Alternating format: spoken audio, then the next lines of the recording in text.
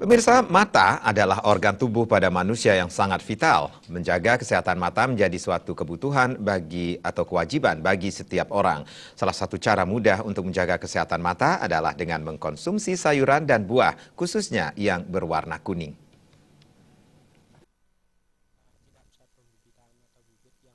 Memiliki mata yang sehat merupakan dambaan semua orang. Namun, banyak orang kurang menjaganya dengan baik.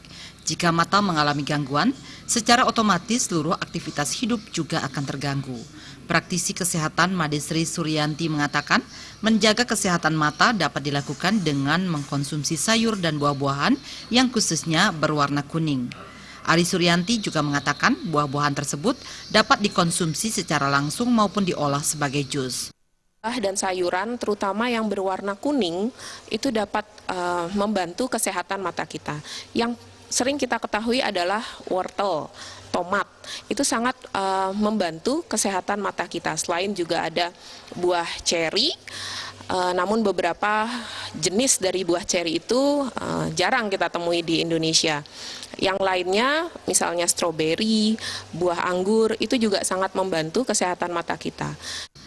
Ari Suryanti menambahkan, kelelahan pada mata dapat menjadi pemicu gangguan mata.